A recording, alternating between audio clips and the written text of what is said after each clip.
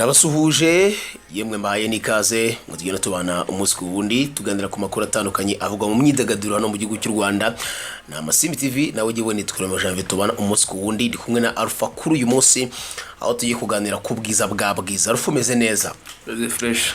Umunsi w'itariki 15 ku munsi w'ejo nibwo abanyarwanda batandukanye bakurikira imboga nkoranyambaga amaso yereheze mu kirere bategereje kureba ubwiza bwa bwiza bitewe n'ibyo byatangajwe n'uwitwa YOSE cyangwa se KASUKU avuga yuko yibikiye ubwiza bwa bwiza agomba gusangiza abanyarwanda muri rusange. Reka ninjire mu miterere y'iki kibazo naho yakoze poste agira ati video ya bwiza bari kumumena n'iki nyirekure niryamire.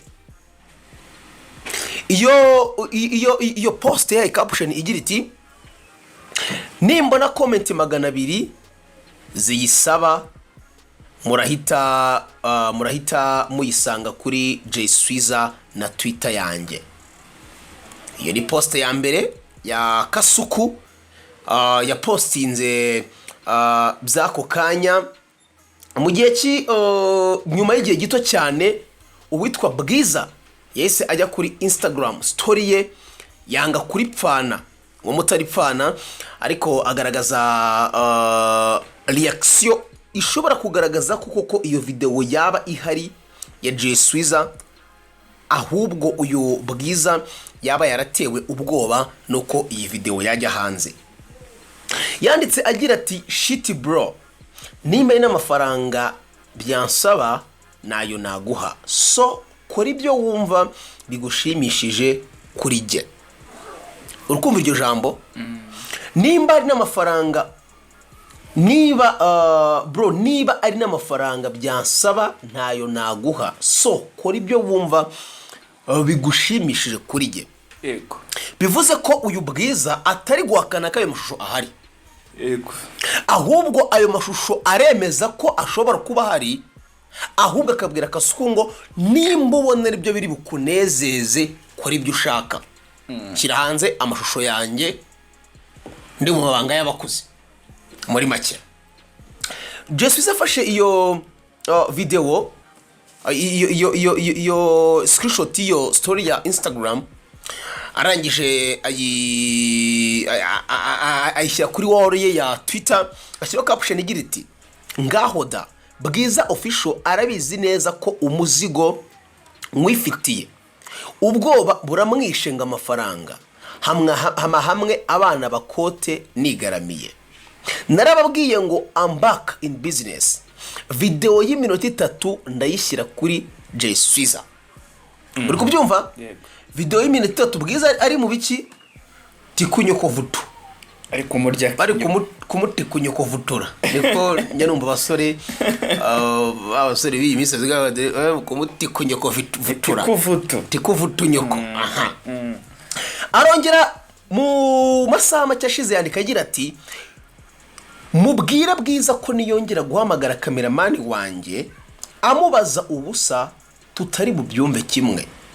Aho harumvikanye aya caption igira iti ndizera nashidikanya ko icyo cyo kimaze kumvikana rwose BWIZA official ndongera kumva ukopfoye gato gusa video urayisanga kuri YOSE. Turi kugendana akora indi poste ya gatatu ni mu ijoro ryakeye mu masaha y'umugoroba ubwo ugerekeye ku masaha turu byakanya yashize amasaha agera kuri 18 yakoze poste yagira ati guys mwihangane ndi gushyira video ya BWIZA kuri Instagram bagahita bayisiba ngiye kuyishyira kuri Twitter nibura bayisibe mwayibonye kuko nanga gasuzuguro YOSE 12. Aya caption igira iti munyihanganire kabisa ndi kuyishyiraho bagahita bayisiba kandi nshaka guca amazimwe n'ubwibone muze kuri Twitter yanjye mbahesho masaha 10 nangahe 18. Arongera nanone nyuma y'amasaha 2 gusa yandika kuri Twitter ye nanone kuri Instagram ye nanone ati BWIZA yabanje kumera nk'unyihenuraho none video nayimwihereye DM mumubwire atere akajisho ndaje mbanze nkore live dufashe uriya mwana ubabaye mbone guhita mbihera video kuri Twitter ya GUSAMBANA 12 umaze kumva mo Twitter GUSAMBANA kangahe cyo zigera muri enye umaje kumva tag ya BWIZA official show zigera kuri zingahe zirenga nazo enye ahita ya caption igira iti mugira ngo ndakina reka nze nkore live kwanza GUSAMBANA agiye kuri live mu ijoro ryakeye iminota mike akijya live uwitwa BWIZA nawe sajya live nibwo bwa mbere yagize live y'abantu benshi ni live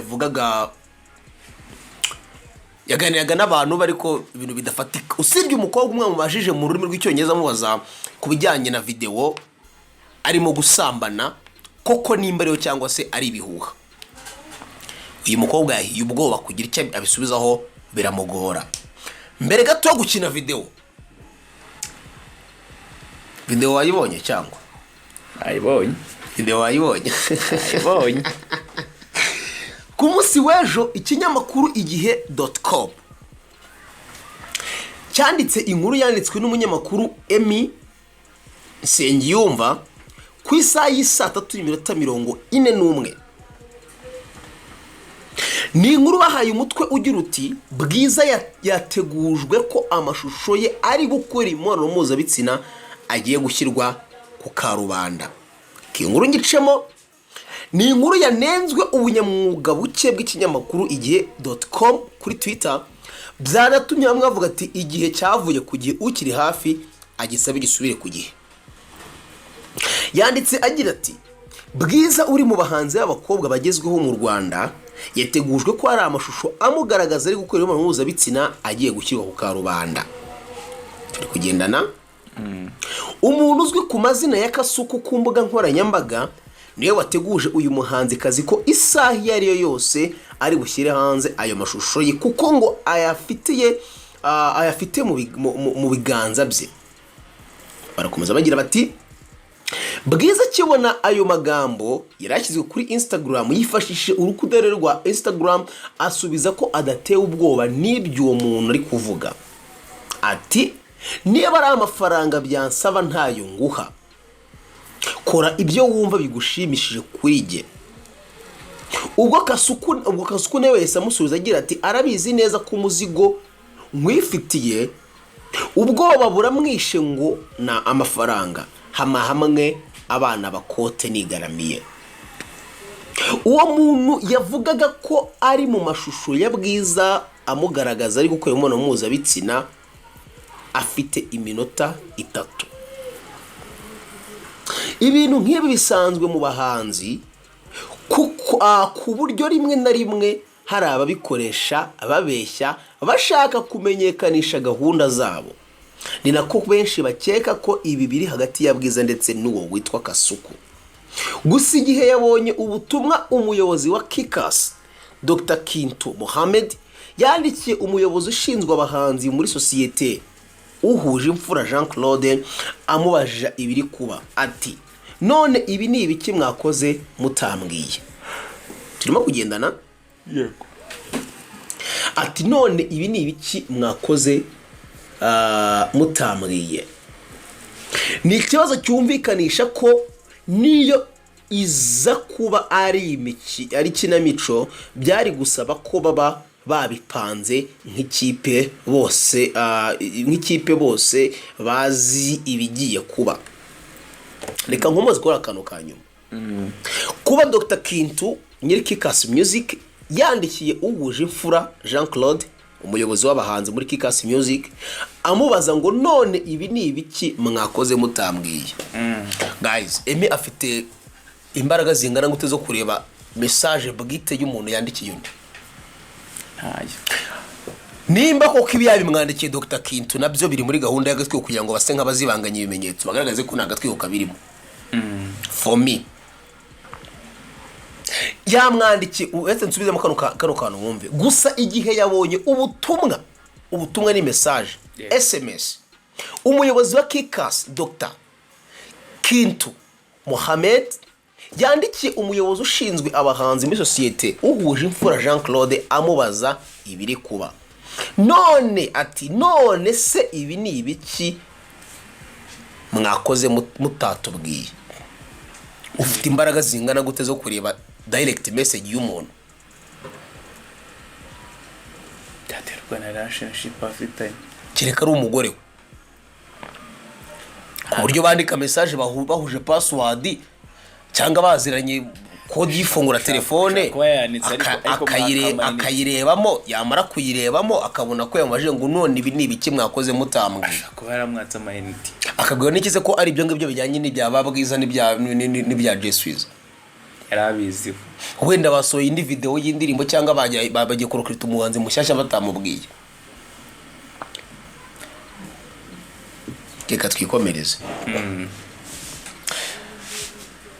irakomeza igira iti ni ikibazo cyumvikanisha ko niyo iza kuba ari ikinamico byari gusaba ko babipanga nk'ikipe bose bazi ibigiye kuba uhuje imfura Jean Claude yavuze ko atazi neza ibiri kuba kuko nawe yabibonye ku mbuga nkoranyambaga ndetse kugeza ubwo twavuganaga ubwo ni igihe yari atarabasha kuvugana na Bwiza ngo amenye ukuri turi kugendana yego Bwiza we yavuze ko aya mashusho atayazi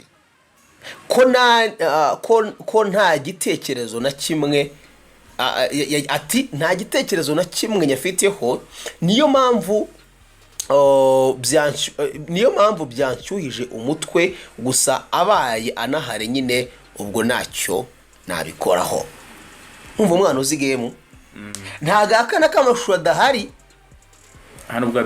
hano ubwo yemera ko amashusho agize gute ahari inkuru igihe ikomeza ivuga iti ni ikibazo cyumvikanisha ko ikomeza igira iti ibi byabaye kuri Bwiza bijya gusa n'ibiherutse kuba kuri Tiwa Savage ubwo muri 2021 hari umuntu wamubwiye ko yiteguye gusohora amashusho ye ari gukorera mu mpuzabitsina kumva ayo ngayo mubayabonye ndimo icyo gihe uwo muntu yamwohereje ayo mashusho ye amubwira ko natama amafaranga ari buyashyire hanze Tiwa Savage afaze icyemezo cyo kwanga gutanga amafaranga kuko atari yizeye ko nayatanga amashusho ye atari bujye hanze ahubwo yanzura gutangaza ubwe ko hari abantu bagiye gushyira hanze amashusho ye ari gukora imibonano mpuzabitsina icyo gihe abinyujije mu itangazamakuru yaje gutangaza ko hari umuntu uri kumusaba amafaranga kugeza ubwo amashusho ye agiye hanze ntagire umuntu n'umwe atungura iyo niyo nkuru y'ikinyamakuru igihe abakoresha urubuga rwa Twitter basabye abari hafi y'igihe kugisubiza ku gihe kuko ngo cyamaze kuva ku gihe nsubiye kuri Twitter nabwo Bwiza icyo gihe afata the same message yari yanditse kuri Instagram imwe ivuga ati bro niba ari n'amafaranga byansaba nayo naguha so kora ibyo wumva bigushimishije kuri jye yanditse agira ati kuri Twitter ubwo yafashe screenshot y'iyo foto andika kuri Twitter agira ati mu bagore abereye umwami sindimo jisubiza kubera ko yita icyogire mu nkuba umwami w'abagore ati mu bagore abereye umwami sindimo ngaho nakore ibyo ashaka ati ibyo ashaka yashakaga attention yanjye ngiyo ndayimuhaye ntago tukibatinya bagomba kudutinya #rumors ndirimba afite #exchange game yizinga gutyo mu ijoro ryakeye nanjye naraye ijoro nshaka kureba ubwiza bwa Bwiza batubwira ngo video ngaje 2:35 video yanze gusohoka y'ubwiza bwande bwa Bwiza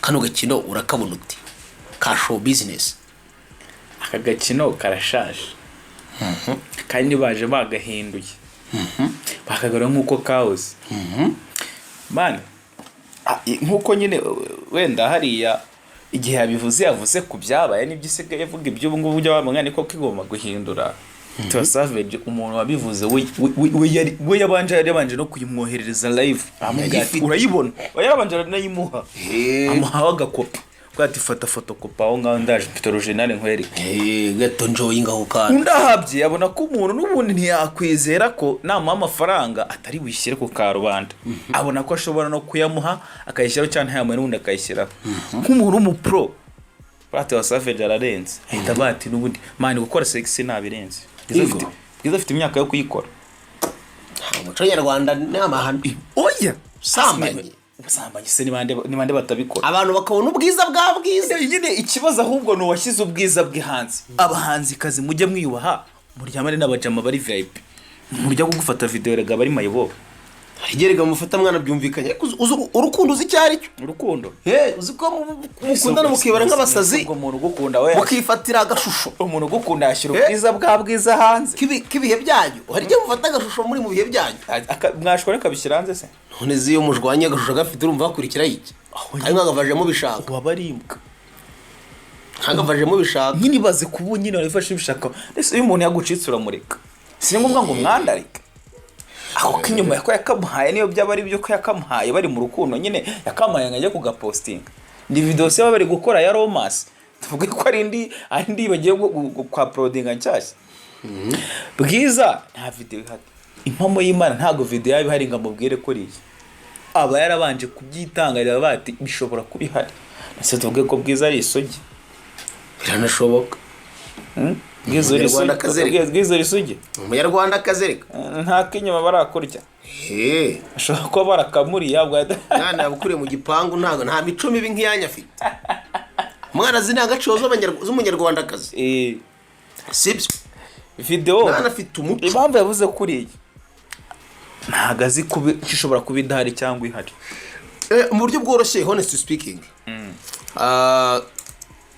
iyo video ibihari twari kuba tumaze nko umunsi n'igice tumaze kuyenjoyinga mu miterere ya Kasuku YOSE nta paritagira donc nimba hari ikintu gihari we atekereza amaze gukora arakora agatekereza nyuma ntago ibyo yabikora agamije gukura amafaranga muri bwiza kuko arayamurusha cyane aho sibyo amurusha amafaranga ntago yabikora agamije gufata attention kuri bwiza kuko n'izina arimurusha sibyo ahubwo izina YOSE afite plus izina Dekata afite babishyushyemo plus izina bwiza arimo kubaka ni ibintu byahurira hamwe ku kintu cy'igihuha bigakora ikintu kiri strong kandi ikintu kiri strong cyakora kuri bwiza nk'umunyarwandakazi ufite intangagaciro ni ukugaragaza ko ari umusambanyi abantu dukunda ibintu bijyanye n'ibitsina kubona ubwiza bw'undi muntu ureba n'amasegonda 30 ugahita unayisiba video uzi ubwiza uzi uburanga bwa kimenye abantu barwaniye kubureba ubushongore nako uzi ubushongore bwa kimenye abantu barwaniye kubureba uzi ubushongore bwa muhireke abantu barwaniye kubureba uzi abantu bishyuye amafaranga bagiye kureba ubwiza bwa Isimbi Noweline abantu dukunda ubwambure nuramo kugaragaje ko umuntu utatekereza ko yashyira ubwambure bwe hanze yabushyize hanze attention irazamuka attention imara kuzamuka hamamarizwemo indirimbo imagine bwiza afite abafollowers kuri Instagram narebye ko afite abafollowers bangahera kanze ndebe nsubireho ndebe bwiza afite abafollowers mbarwa kanze ndebe gatoya mwihangane bwiza reka ndebe abafollowers afite kuri IG noneho aba followers afite kuri IG duhita tubahuza na live yabaye mu ijoro ryakeye Bwiza Hanze cyangwa se Bwiza official niyo mazina akoresha ku rubuga rwe rwa Instagram ni Instagram itari nini ku muhanzi we amaze kugira abantu barenga 70,000 n'umunani bake cyane. byari bigoye bwiza wenda reka ngendere kuri tweet y'umujama witwa mwene Karangwa hano gato kuri Twitter, nkwereke ukuntu ubona icywereka ko bageze kuri success y'ibyo bifuzaga. Ariko sundi hagati ngo wenda turi kuvugana nge nawe y'agakanya ubaye ufite izina rishobora kuba ryakwangirika wowe ku giti cyawe, umuntu akakubwira ko abitse ubushongore bwawe agusaba amafaranga kugira ngo ntawe ushyire hanze, wakora iki? Wizi ko abufite bizi nta magambanira kagenda gute? Urabizi ko gushyira kwandarika ubwambare bw'umuntu ari icyaha. Navugana n'abakozi ba leta nkajya muri RIB nsigwa mugamba cyaho mureka nyine babyita ko ni ukumugamira ko mwumvikanye ko ugiye kumuha amafaranga nakemera ko ngiye kuyamuha ariko nshaka kumufatisha tukadiringa kuntu muha amafaranga. haba ari hanze y'u Rwanda. Hanze y'u Rwanda se ntago RIB hagera. Tapo ni hari ntibamufata bakamuzana mu Rwanda.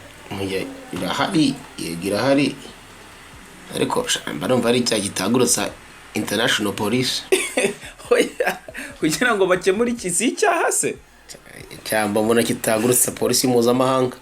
Tujye tuba abantu tukarenganya abandi ariko yayihagurutsa mu rwego rwo kujya barwanya icyo cyaha. Rega kuri nyine bibaye guhaya amasaha gusa kujya gutanga ikirego bakumva bakacyandikaho kubwo ati ngiye mu masaha amaye deadline akanga ati masaha 12 umuzigura wageze hanze namaha amafaranga. Waba wizeye se umutekano ki wuko ejo n'ejo atazajya komeza kubaka amafaranga kuko akagifite ya video n'uri gomba kumesha amafaranga? Yangi byerega ntago bigenda ugenda uri muri wese rega twese dukora ngo tube uyu munsi. Iyo niyo mpamvu roti wa Savage yaretse tukabona ukuntu abasa iyo bari ku mutikonyo kuvutura uri kumva tukumva ukuntu amuninga iyo barimo baramutikonyo kuvutura n'umugabo akabibona n'umwana akabibona. Burya igisebo cya mbere kiba ku muntu ni igisebo kigera ku muryango w'umuntu. Yego. Ariko iyo umuntu yafashe risk yo kwakira igisebo kigera ku muryango w'umuntu, uwo muntu yakwica n'umuntu. Uwo ni wa muntu uba waramaramaje wari yakiriye niba nabyita bikarenga kwekera banza bikaba no kwiheba. Uri kubyumva? Uyu munsi nimba ngewe ndi bugukangishe ko mfite amashusho yawe uri murasambana, nshobora kuya umugore cyangwa umugabo wawe, ndakwaka 100,000 ngende minywere. Nibimara gushira nkaboronka n'amafaranga nzongera nkwibutse ko ya video nkibitse mwaka 50, nkwibutse ko nkibitse ya video mwaka 100, nkwibutse. Niyo mpamvu rimwe na rimwe abantu bafata umwanzuro bakavuga bati kama mbaya ntago biri burenze 2 weeks nyiri kuvugwa, nimba ari n'ibyangirika biraza kwangirika, uwankundagara komeza nkunde. Kimenyi Yves bamushyiriye hanze ibipipi bye akunda n'umukobwa witwa Didido. Banamushinja kuba yaba afite itushi idaconze ariyo yashushanyishaga ko yashushanyishaga ikaramu igipfundikiye. Baramuserereza nyuma y'iminsi agize mu cyumweru ikiraga muri Rayon Sport ku izina ry'Imana akoze interview nyuma ya match. Hashize iminsi Kimenyi Yves aramaho kumanga interview akakubwira ati nari binaza muri interview akayiguha. Hashize iminsi nibwo yatsindiye umutima w'umukobwa w'ikizungereze nka Muyango Claudine, Miss Photogenique 2019. Uwo mukobwa yarabizi neza yuko itushi idaconze y'umugabo we isi yose yize. Ariko yamunambyeho kandi uyu munsi nta muntu ukireba kimenye ngo amubone mu itushi idaconze wapi amubona nka kimenye yive nyine papa runaka n'umutware wa Claudine Muyango. Ibi ntago bikiri igikangisho kireka cyo kuza kubana bura kibakangisho hari umwana cyaba ari ikibazo no ku wundi muntu, ariko hari umuntu ureba nawe agashyira mu gafati n'ubundi nasaba gukora. hari movie nigeze mbona y'umwana w'umukobwa wiyahuye kuko abasore biganaga bari batunze amashusho ye y'urukozasoni, bakazajya bamuhoza ku nkeke n'undakora ibingibi amashusho turashyira hanze. yabonye atabasha gukomeza kuba muri iyo kondisiyo no muri YOSE asimbuka etaje ariyahura. biterwa n'urwegereka ukora nko muri government ubona bakwirukana kandi gutunze byo wabikurikiza. uzi umubare w'abagitifu bamaze gushyirwa hanze amashusho yabo barimo barapanga ubusambanyi n'abagore b'abandi. Ni gitifu wanjye ngayibazo uri nka perezida w'igihugu. Gitifu se ntabwo akora muri government. Gitifu buri yakoramo ariko abakiri hasi abakiri raho ntago urumva ibaze ariko nka perezida w'igihugu bavuze ngo bafite ubwambure bwari gusambana. Nuko nyine bitabo ibibaye rero ni wowe yakayatanze bwizere gayemerewe gusambana. None se twarebye filime yitwa ahita gutera imwe buri mu perezida wa Amerika by'abana bya Dehovo. Yani filime nye filime ishobora kuba ari igitekerezo bwite cy'umuntu yego gisanisha nibibaho ariko kivuga kubibaho cyangwa se akaba ari inspiration yavuye ku nkuru mamo yigeze kubaho. Guys, ibi bintu byangiza imitima y'abantu kandi ibi bintu abahanzi bikorera bibagiraho ingaruka. Nimba uyu munsi bino bintu bateguye kuko bisa nk'agatwi ko mu mbone yanjye ari ugutwikira video indirimbo yabo yitwa Rumazi bamaze gushyira hanze, umuturage wa Kirehe wasomye inkuru ku gihe mu mutwe we yashyize ko hari video ya BWIZA barimo baramusambanya cyangwa se ari gusambana bana kumusambanya arimo gusambana. Nabona BWIZA imbere kuri stage mu yagiye kuririmbira Kirehe azavuga ngo dore mukobwa video ye yamamaye hose ari gusambana kabone nubwo atigeze agira gute atigeze ayibona ariko yabwiye ko iyo video igize gute iyo video ihari. Yego uyu munsi BWIZA agiye gukora tour ku ma interview avuga ku ndirimbo na video ye ari gusambana kubera ko statement yatanze ntago ikiriyaringa ibintu ntago ihakana ko video idahari nta nubwo yemeza ko video igize gute video ihari. Niyo statement uyu BWIZA yatanze nuba ngo yaduhaye ngo twicagurire mu mbone zacu rero nicagurira nkareba nkumva uravuze ngo ukore ibikunejeje nuko nta kindi kintu wowe umwe nkuri binejeje uri buhindure ku mwanzuro ngewe ubwanjye ngiye gufata. Bivuze iki rero? Bivuze ko iyo video bakuri hejuru ihari. Warebera mu yindi mbone ya show business inkuru yanditswe igitaraganya n'igihe igashyirwa imbaraga na Dekati igashyirwa imbaraga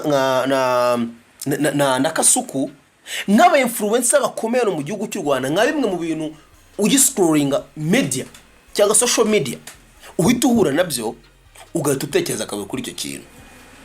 Wakwibaza ukuntu umunyamakuru igihe yinjiye DM yushinzwe abahanzi muri Kikas Music akabona ikiganiro cya boss wa Kikas ndetse n'ushinzwe abahanzi ukongera ukabitekerezaho bwa kangahe bwa kabiri. Wabihuza n'ukuntu BWIZA yihutiye gukora live kuri Instagram uwo munsi akagira abamukurikiye abari live barenga 1000 ukongera ukabitekerezaho mu bundi buryo bwa kangahe bwa gatatu. Naho bashaka ko tubarira, bashaka ngo tube muri urwo rujijo nyine, badukubitire mu igunira ry'urwo rujijo, dukomeze tube turimo ngo kwibaza ngo ese video irari cyangwa video ntayihari. Sibyo? Video arayifite, video ntago ayifite. Ntayihari. Video kubidahari yo ntayo, kuko n'utuntu yo muri rucacara tw'udukariso utwumona kuri tamune, mwabonye kuri tamune tw'udukariso. Video y'umuntu tuba dukise hari ibintu rega, sibyo ko abantu utabona ibintu kimwe bitagishikaje abantu. Kisasambaye ntacyo bimbwiye mfite cyanjye akazike.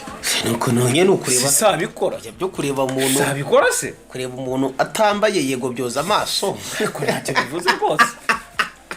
Ariko no kubona yambaye ntacyo bimaze. Ubundi wasaba burya ntago ndambiza, ariko n'ubundi bwiza ntago ari isoye.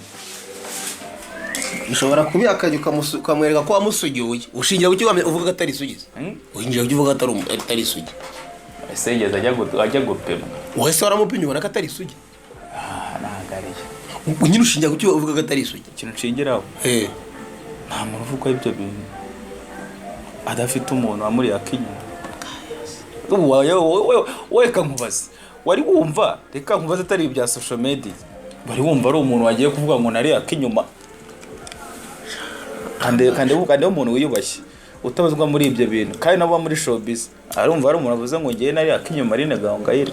Ufite video ya Rwanda baje rwose mubasha gutari oyahoya happy ne yagahinda. Bwiza afite imyaka yuzuye, nta muntu bafata ngo yakoza akinyuma nawe nta gahato kuba yabikora n'umuntu atari ibintu bigoye. Avuga ko ka video wenda nitwe twese twari dutegereje twerera ubwiza bwa Bwiza, mwe muri Bwiza kwa Bwiza. Yenda babaye rwose ako ka video ijoro ntaryamye negereje video karaka video barayinyima. Kasukura dekati murabana babiso nibyo ngibyo. N'Amasibi TV ni Romeo Janvier na Alpha, bye muhabwe umugisha.